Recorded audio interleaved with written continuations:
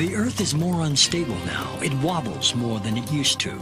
The atmosphere is speeding up and the Earth is slowing down. The Earth's core is getting hotter. The magnetic north is changing. The sun is more active and older than we once thought. Everything is more unpredictable, and humans seem always willing to push things to the limit.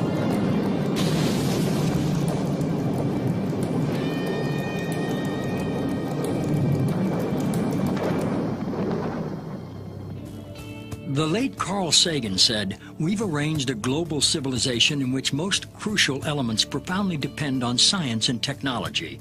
We've also arranged things so that almost no one understands science or technology. We might get away with it for a while, but sooner or later, this combustible mixture of ignorance and power is going to blow up in our faces." Imagine the Earth's atmosphere, also known as the ionosphere, as a thick soap bubble. It is a membrane, a natural electrically charged shield around the Earth, protecting all life from deadly solar radiation. We have to have the atmosphere for survival. I don't think we should do anything to damage it. Without the ionosphere, I'd be fried, you'd be fried, all life on Earth would be fried. In 1912, Nikola Tesla, a visionary genius, saw ways to tame the sky, to make the atmosphere glow. He developed alternating current, high-frequency radio technology, and free energy. He experimented with both high and low frequencies and electromagnetic waves. He envisioned altering the weather and creating shields around the Earth to protect us from missiles, and he claimed he knew how to split the Earth in two. In 1985, Bernard Eastlund applied for patents that could make some of these ideas real. Many claim that these patents have become the blueprint for HAARP, High Frequency Active Auroral Research Program. ARCO originally approached me in 1984 to find a use for the natural gas on the north slope of Alaska, which they could not sell. To give you a feel for how much gas they asked me to find an application for, it was enough gas to produce all the electricity in the United States for a full year. I originated some ideas for military applications and beneficial civilian applications in which that gas would be converted into electricity and then used to power some gigantic antennas.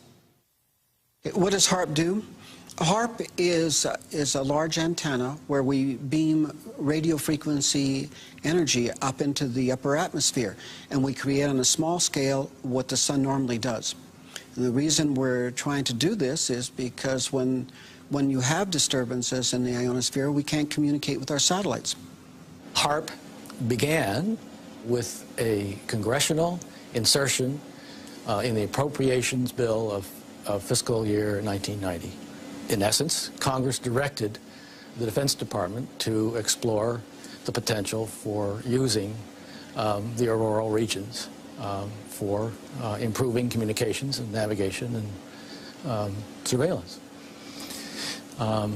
From there, the assignment came that the Navy and the Air Force were to manage the program. It is people from those two organizations that have worked together for the past 7 years. Applications discussed in the patents included destroying missiles. Communications control and disruption were included. There were some other ideas both to possibly modify weather and finally to lift a portion of the upper atmosphere further out into space where hopefully it would be able to deflect missile trajectories.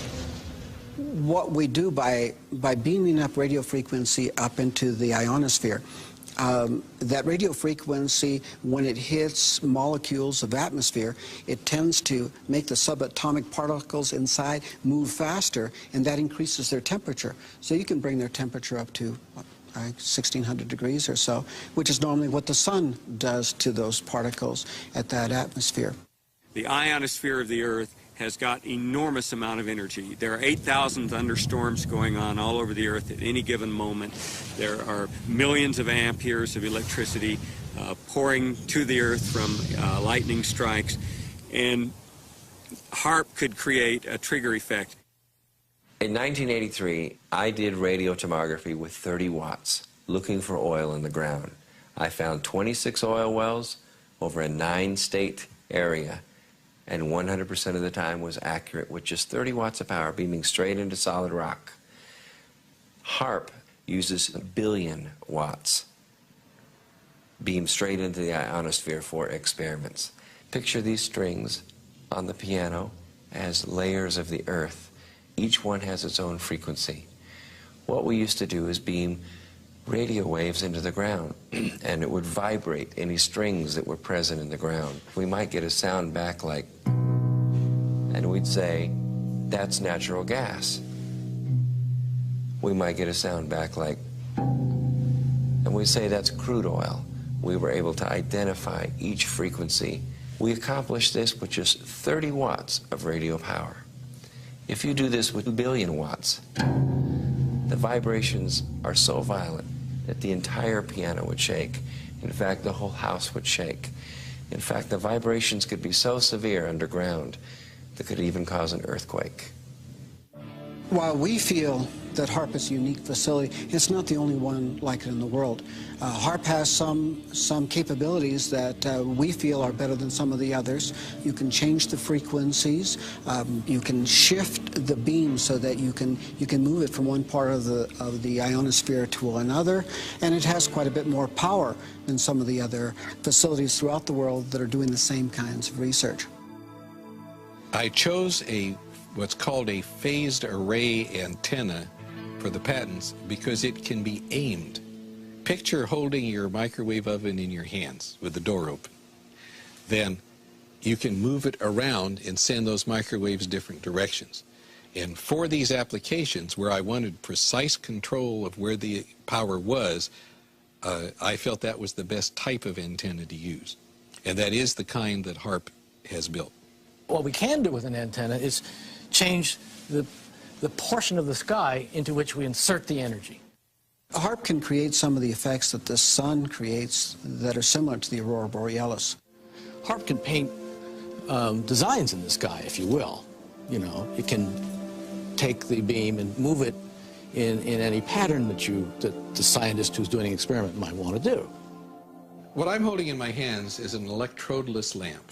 In it, I have a low atmosphere gas, somewhat similar to the atmosphere above the Earth.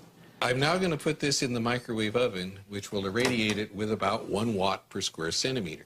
You know, you put 1 watt out and you've got the fields necessary to break down the air, or whatever happens. And you see all of the motion of the plasma. That's typical of what will happen at high altitude, where the ionosphere gets irradiated with these big beams.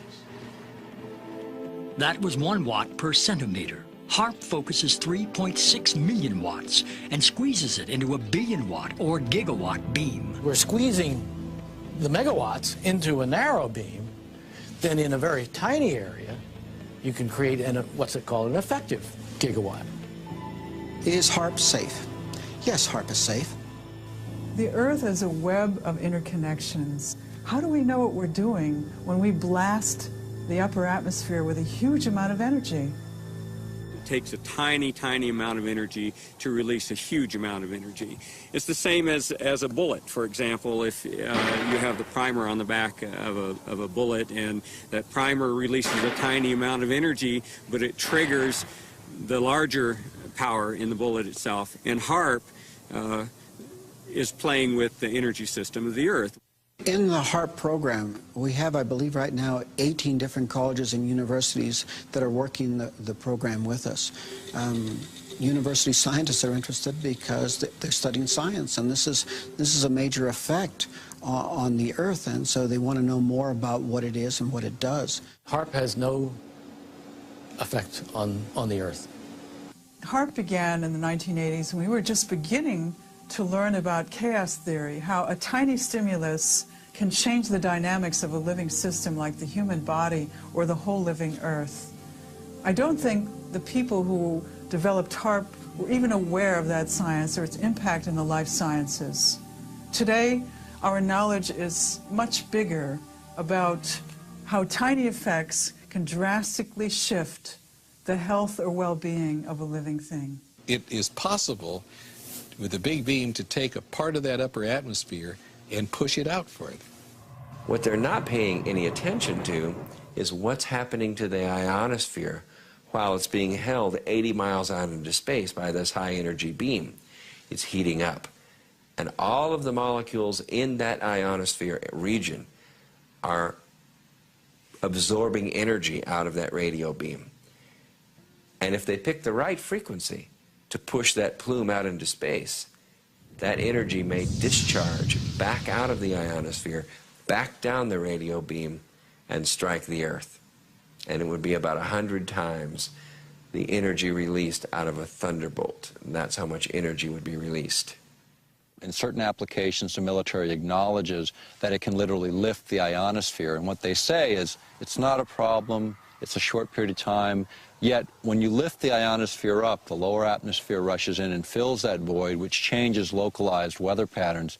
HAARP papers say that they intend to lift up a part of the ionosphere, which creates a hole, and they say that it heals over quickly. But what happens if you create enough holes that it just can't quite take care of it fast enough? As far as creating a hole, to me it's the analogy of you put your hand in water, and yeah, you're taking up space, but when you pull it out, it goes back together again. Same way the ionosphere would work. If the hole means that the neutral density has been somewhat modified, then if you want to call that a hole, maybe that's fine. The hole would be at least 30 miles long, half a mile deep, 50 to 60 miles above the Earth. I imagine there are hundreds of satellites that have interactions with the ionosphere. They're all doing their own local modification of the ionosphere. They're all creating their own holes. Satellites, rockets, space shuttle flights, not just HAARP, but many technologies out there in space are creating holes in heaven. As to this question of injecting more high-energy particles into the Earth's electrical system, the ionosphere is a dynamic system, ever moving, ever changing. I don't think anyone on this planet really knows the point where enough is enough. This was the planning document that really brought HAARP into being, and the absolute requirements ran from 1 gigawatt, which is 1 billion watts, all the way up to 10 billion watts of effective radiated power with a desired level of 100 billion watts. At its biggest size suggested, if you beamed it for an hour and a half, that would equal the energy in a hydrogen bomb. It's just a person's concept of what might possibly be done. Doesn't necessarily mean the government endorsed it or not. What's the power when it pulses? And I can't find that in any of the documents that I've looked at. If you have a very small battery, you can put it in a small pen light and turn it on and have for some time a little bit of light. You can take the exactly same battery and put it in your camera, and when you flash that camera, the light will blind you. The nature of radar and these electromagnetic supplies is they can usually be pulsed. So one very good question for people to ask is, what is the peak power of that antenna when it pulses at its full capability? Pulsing it doesn't matter. To make it bigger, all they'd have to do is add additional elements. In fact, the request for proposal specified a design that could be added onto. The first module is what's called a developmental prototype, and that's 48 antennas in a 6x8 array. What you're looking at is the HAARP site in Alaska, or at least about 1/5 of the HAARP site. When this is completed, you'll see about 180 of these poles. Together, those 180 poles make up one single antenna, designed along with these cross members and a wire mesh here to send all the information, all the radio frequency energy that is generated by these trailers up into the ionosphere. As they acknowledge in their papers when they say, we don't know what will happen when we push it to the next level of effects. The military record explains it as phase 1 of a multi-phase project. It's going to get bigger, it's going to continue, and that's again why we're concerned. There's always a limit to everything, although we don't know exactly where that limit is. We are surrounded and bombarded by millions of megawatts of natural energy because the sun blows a solar wind which crashes towards the Earth. Since the Earth is a giant magnet, the magnetic field called the magnetosphere protects us. HAARP's original patents were designed to distort or alter the magnetosphere. It's interesting to compare humans and the Earth. The Earth has a magnetic field. Humans actually generate a magnetic field too, especially in our hearts and brains. Every cell in our body has a powerful magnetic substance called magnetite, which responds sensitively to magnetic fields in our environment. If HAARP is altering the magnetosphere, which is the magnetic field of the Earth and all around it, surely this will have an effect on our health and on our physiology. HAARP's combined antennae generate a focused billion-watt high-frequency radio beam, which penetrates the lower ionosphere and interacts with the currents of the auroral electrojet. During this modification, this pulsing beam stimulates the ionosphere, creating ELF waves which can move great distances through the lower atmosphere and penetrate into the Earth to find missile silos, underground tunnels, and communicate with hidden submarines. There's a current flowing through here called the auroral electrojet. You deposit energy in there, you're changing the medium, okay, and you're changing the current, and you're generating ELF and VLF waves. In simple terms, the electrojet is a river of electricity high above us. And a paper that I've read recently adds to the indications that they intend to cause it to dip down closer to the Earth so it can be tapped for a huge electrical power generating station, which is insanity because they don't know what they're dealing with. They're dealing with the planet's electrical system. The electrojet affects global weather. Sometimes during a magnetic storm, for instance, it touches the Earth. It can knock out telephone cables and power grids. What HAARP is capable of doing is to modify the electrojet. By modifying the electrojet, that current in the ionosphere, it has a capability of generating low-frequency waves. What essentially the system does that's different is instead of the radio frequency energy dissipating as it goes up from the antenna array, it's actually focused. And the larger the antenna array, the higher they can focus the energy. And once they get the energy up into the ionosphere, depending on what they want to do, they can create a secondary frequency causing the ionosphere to vibrate, sending that signal back down to the Earth. And what that essentially does is allow them the ability to communicate at very high data rates with submarines, also allows for the possibility of Earth-penetrating tomography, or in the vernacular would be like X-raying the Earth or looking into the Earth several kilometers deep. I heard one of the scientists point out they can make these ELF waves penetrate the Earth and get an image when that comes back. When I did this in '85, that kind of capability did not exist. We, in fact, are doing experiments, or plan to do experiments, to see if we can detect tunnels underground. There is a way of being able to use this type of technology to be able to look for minerals that can be just below the surface of the Earth. Oil, gas, different types of ore. HAARP can be used to explore oils or gold mine and the like. Basically because the signal, low-frequency signal, can penetrate deeper into the Earth or the water or the ocean than the high-frequency signal.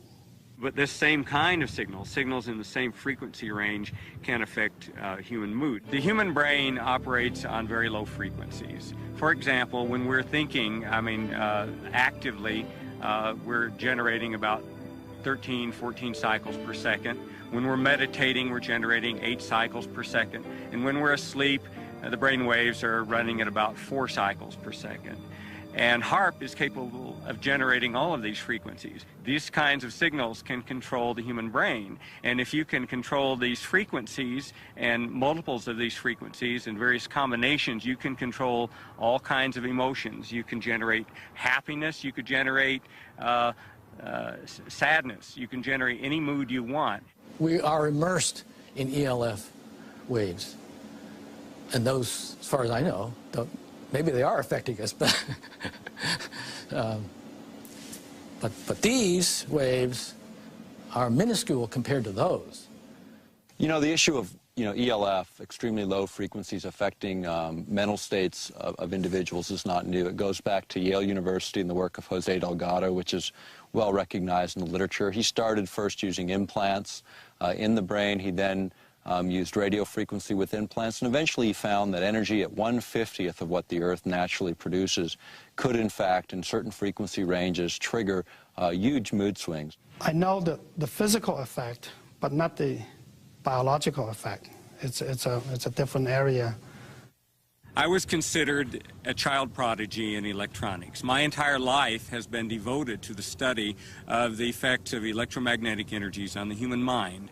When I was 13 years old, I invented a device that transmits sound to the human brain using electromagnetic waves. So this is my field. I've been studying this field for over 40 years. And HAARP scares me because I know what it can do. I know that HAARP can be used to control the human mind. I'm not sure that the people involved with HAARP are aware that humans are made up of energy, that the energy fields of Earth and humans are closely aligned. I don't even understand what you mean by energy. Humans are made up of energy. What does that mean? Humans are like balls of energy. We're made up of electricity and magnetic energy, just like the Earth. Are humans made up of energy? Well, what do they say? We're 90% water, but the rest of it is an electrochemical, and that's a form of energy, yes. All living things are exquisitely sensitive to some of the lowest levels of energy. We just couldn't imagine this. And it's been the subject of hot debate. How can life be so sensitive to the tiniest amounts of energy?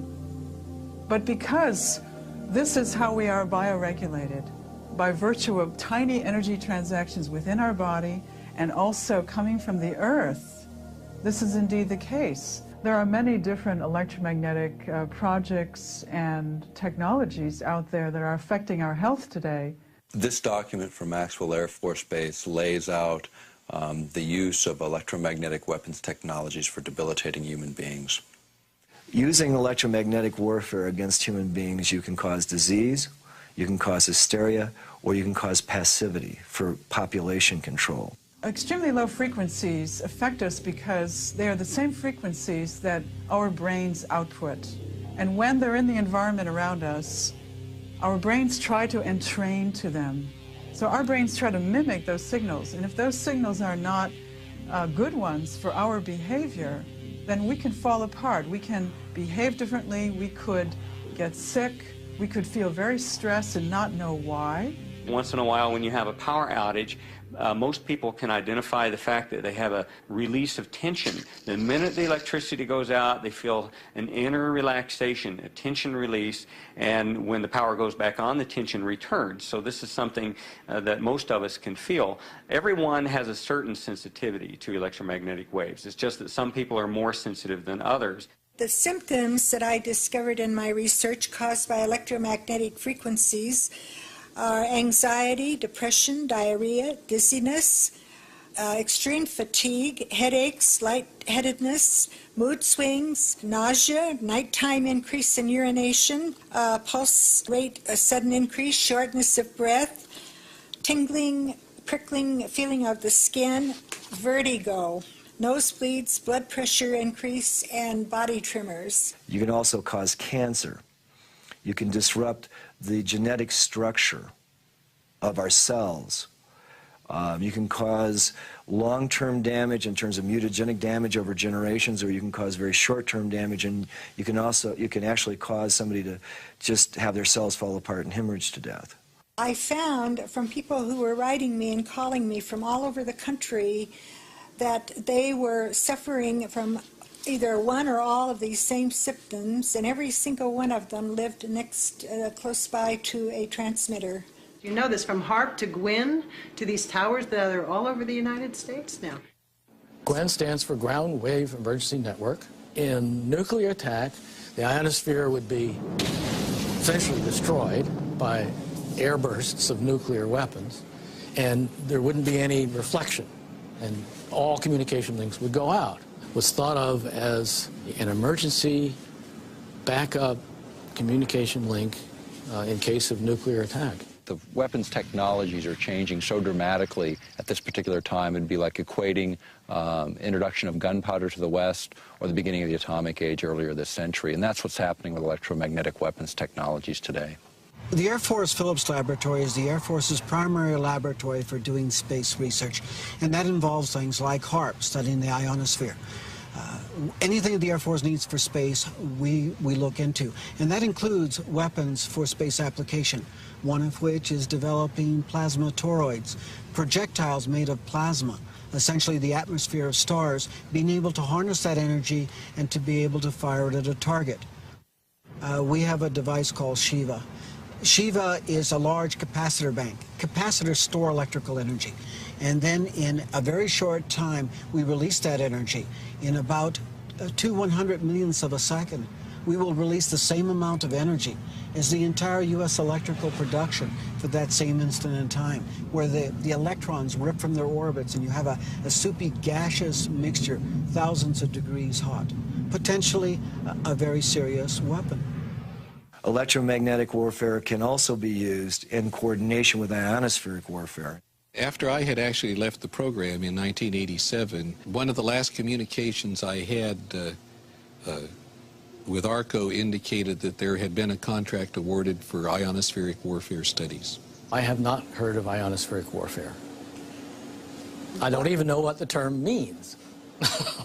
In other words, using the ionosphere as an amplifier and as a broadcast medium.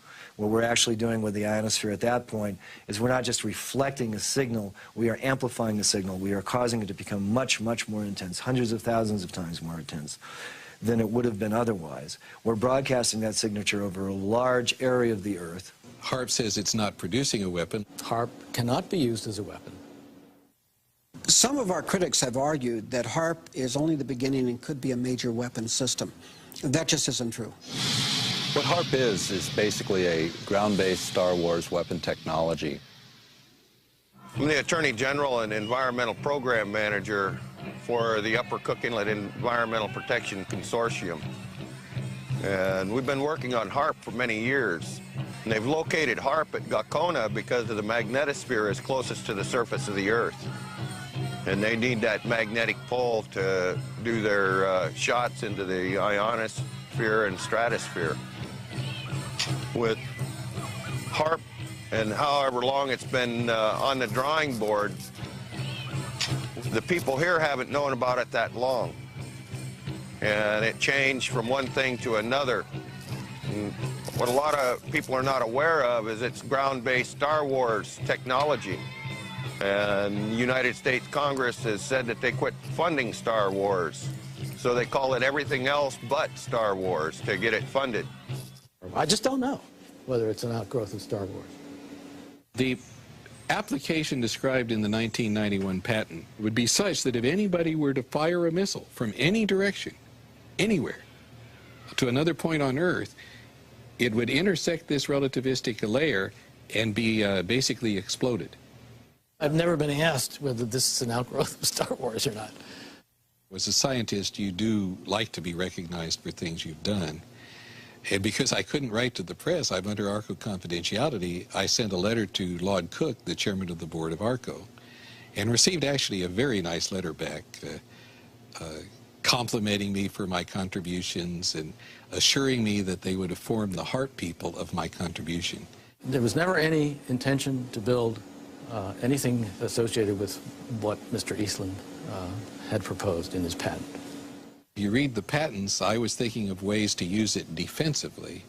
One was as an anti-satellite device. You could make these electrons in space and hurt a satellite. That could be used either for offense or defense. We could hurt the enemy's communications while maintaining ours, and I was interested to note that that was one of the things said in the HAARP basic technical document. Star Wars was the state-of-the-art military technology of the 80s, but in the 90s and in the new millennium, it's going to be electromagnetic warfare.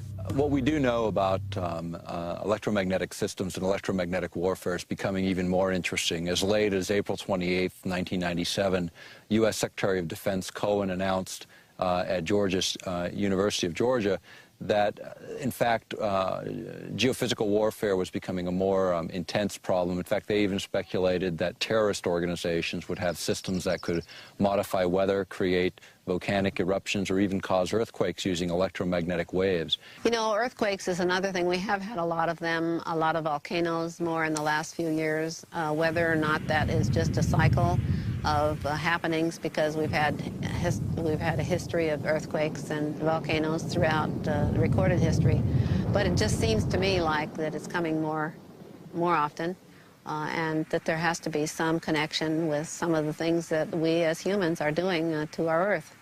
The issue of earthquakes has been, looked at by other specialists, even going back to the work of J.F. Gordon MacDonald when he was at UCLA. In the late 60s, he was also a science advisor to Lyndon Johnson. He's a specialist in geophysical warfare. He asserted then if you could ever get enough energy in at just the right frequency and just the right waveform, you could, in fact, trigger these kinds of events. And I think that's exactly what the Secretary of Defense, Cohen, was saying just a few days ago, was it's this idea that now terrorists may possess this kind of technology. It's obvious. I mean, if we're concerned that terrorists have it, we certainly do. Back in 1912, Nikola Tesla said it was possible to split the planet by combining the correct vibrations with the resonance of the planet itself. The idea of affecting weather for many people, it gets to the point where you say, well, can that even be real? And when you go back in time, even to 1976, the United States, along with over 60 other countries, signed an accord where we agreed to not use weather manipulation as a weapon of war. This is before biological and chemical treaties, before many of the nuclear disarmament treaties. And yet, that was such a big threat in '76. Has the science progressed? Certainly. We're in this sea of energy. We're in a sea of gases. We're in a sea of particles that are charged. And they're moving constantly, just like a current in the ocean, just like the wind in the atmosphere. This current forms. And you draw and you attract these particles. Well, Wilhelm Reich attracted these particles. He pointed it at the sky and he said, you want clouds to be built there? You got a drought? He would point the device at that place and clouds would form there. In the 40s, there was interest in weather modification. That by the 50s, there was actual experimentation in that area. By the 1960s, that area had advanced substantially. Well, there have been programs with salting clouds, salting things with silver iodide, and there's been some experiments where people from airplanes threw chaff out, the little pieces of metal, and tried to get those to absorb power. We have done such damage to the thermal balance, to the hydrologic balance of this planet at this point. We are seeing more and more disasters. You have to watch the news. You have to notice these things. You can't just take Prozac and forget about it, and the next day you see the whole Ohio River Valley was just flooded. Billions of dollars of damage. Thousands and thousands, tens of thousands of people left without homes. And they actually say that they can make weather. Well, tell me, have you noticed any good weather here lately? The thing that people don't take into account is we are changing the entire density of our atmosphere, the viscosity of the atmosphere's ability to flow and be fluid, to be freely flowing. We're changing that. Today we have a number of technologies, not just HAARP, but satellites and other ionosphere heaters placed in strategic locations all over the world that can create the disruptions in lightning. Here's a paper that was recently unearthed that talks about creating what's called a highly ionized column up through the atmosphere. It might trigger lightning if lightning was ready to occur, and suddenly this conductor was thrust in the middle of, into the situation, then yeah, it could. If you beam this radio wave into the ionosphere and you continually charge it up, not only are you sending energy into the ionosphere, but you're providing a path for energy to come back down out of the ionosphere. In other words, they can create a massive discharge of lightning, bigger than anything we've ever seen on this planet. And if you aim the beam at the down, and it happens to be in a region where there's a lot of charge, you can initiate a discharge in that area, perhaps. Once a solar tap is formed and the ionosphere actually discharges, the electrons and energy will come from all over the ionosphere to that one point, and it will strike the ground in a bolt that is 100 times greater than any lightning bolt imaginable. And it will not just strike one time. It will strike 30 to 40 times a second until there are not any longer electrons or energy to flow from the ionosphere through that tap to ground. But when it strikes the ground, it will vaporize the ground, the water, or whatever it happens to hit, kind of like 3 or 4 Mount St. Helens volcanoes going off each second that bolt discharges. Now, admittedly, that's kind of far-fetched, but whenever you're doing experimentation and you're taking risks with large amounts of energy, you must responsibly look at the worst-case scenario, and that could be the worst-case scenario. Well, you know, everyone has to remember that the Earth is a living organism, a lot of living organisms, and things change. To not change is dead. And I believe that we are all electrically connected, and so when you start playing around with electricity, you're going to affect everything. And so I think we need to be very careful as to what we do, especially affecting humans, animals, and other life forms. Well, animals and birds are incredibly sensitive to electromagnetic energies. HAARP will not affect animals or birds. That's in the environmental impact statement. What I've heard about HAARP is that it can punch a hole through the atmosphere if they wanted to, and that it could disturb the migratory bird pattern. It'll mess with like traditional village life who depend on the birds for their food and everything. They shouldn't even build the machine if they don't know what it can do, because what if they just totally destroy the Earth with this HAARP machine? What are they going to think then? I think the biggest thing that scares me is that they don't know what they're doing. They're just trying it out. We don't know the results, and that's why we experiment. When people say they've never done this before, there's a lot of experiments that haven't been done. That doesn't mean we should get up and do them. I mean, none of us have put a gun to our head just to see what would happen either. Every scientific experiment involves surprises of that sort, and some of them very much alter what the purposes had been at the outset. I don't think it needs examples because it's such a commonplace phenomenon. That ghostly shading on the bridge walk is the only remaining evidence of what was once a man. The bomb blast consumed his body entirely, but cast his imprint on the stones where he stood to meet his fate. The bomb will not start a chain reaction in the water, converting it all to gas and letting all the ships on all the oceans drop down to the bottom. It will not blow out the bottom of the sea and let all the water run down the hole. It will not destroy gravity.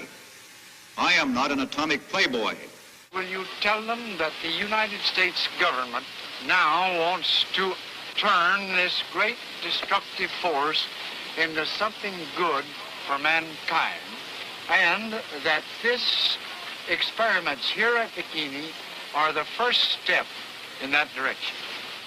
We attended at Bikini the Mike shot, which was the first fusion bomb. And the manufacturers of the bomb thought it would be about 7 megatons equivalent of explosive power. It turned out to be 15.4 megatons of explosive power.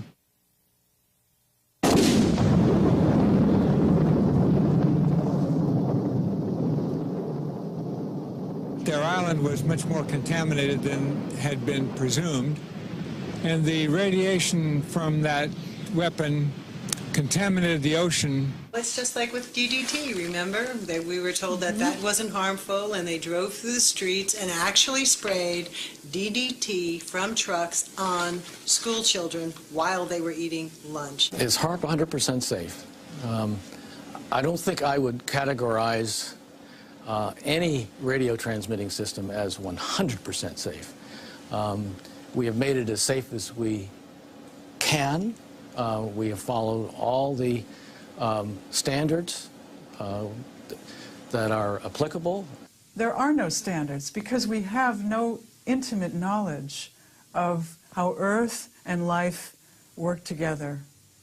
Many times we've experimented on various different things and that didn't turn out the way we expected it to. It can get as big as what's been determined to be safe in the environmental impact statement. It can't go any bigger than that. The environmental impact statement was funded by the Air Force and the Navy, the people that are running the program. When you look at the Earth itself, you think about the Earth and how it releases energy naturally. You can look at earthquakes and what we know about them over 30 years is they're increasing in depth, frequency, and magnitude. You can look at weather patterns. And what everyone knows, at least in this country and most of the world now, is weather patterns are going through dramatic shifts that are blamed on any number of factors. And you can also look at tidal heights in the North Sea, which have been steadily rising over a 30-year period as it's been charted.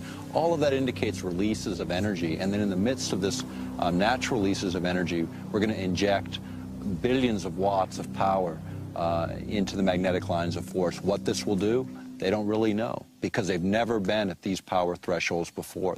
Safety is the main consideration here. Aircraft safety, radio frequency safety. The environmental impact statement is the governing document, and anybody that has an environmental concern that we have not addressed in this should come to us and let us know about it. There's no independent scientific committee looking at this outside of the military. There is no physiologists or bioscientists involved in this project from the military looking at those bioeffects.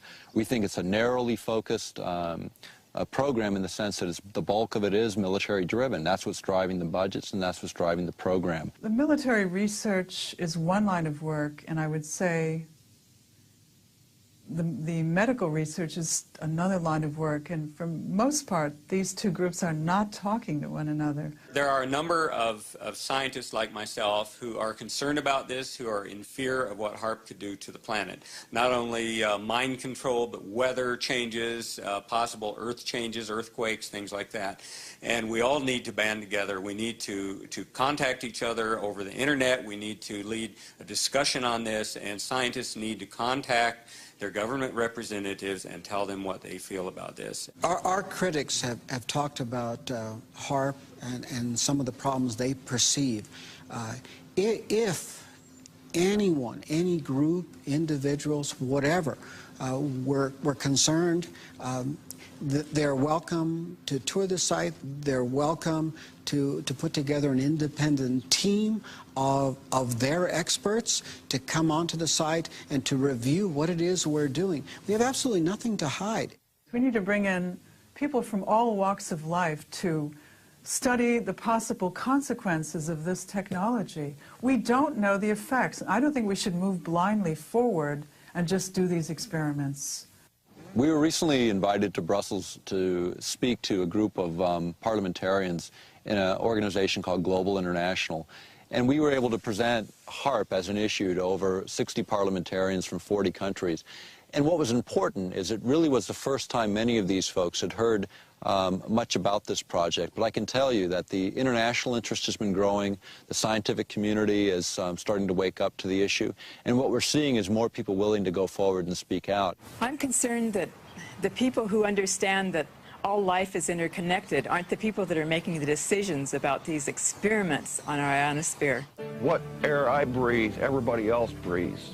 Water and air and the land are life.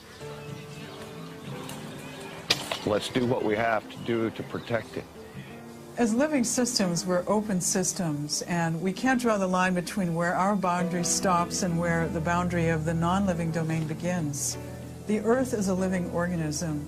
It's not something that's really outside of us. It's really an intimate part of who we are. And when we destroy it, we destroy ourselves. I have always asked that, and if anybody has a problem, come and let us see what the problem is. And if it's something we haven't addressed that we should have, of course we'll address it. The problem with government and the people right now is that people don't trust the government, and they have good cause not to, because so many times over the years they've not told them the truth. Well, the planet's electrical system is not there for us to exploit for Department of Defense purposes. It's there as a part of a whole beautiful, harmonious, interconnected system that supports all life on this planet. And we don't know everything that there is to know about it.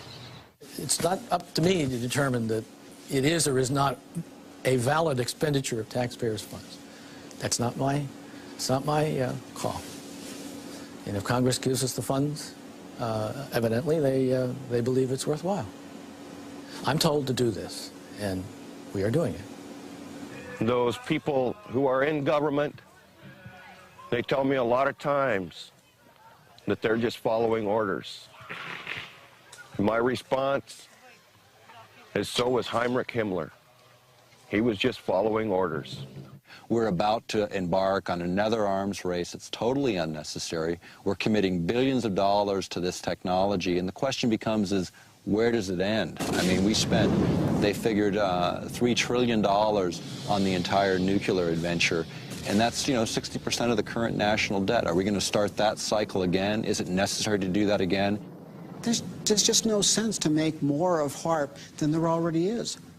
It's intended to be for research, and that's all.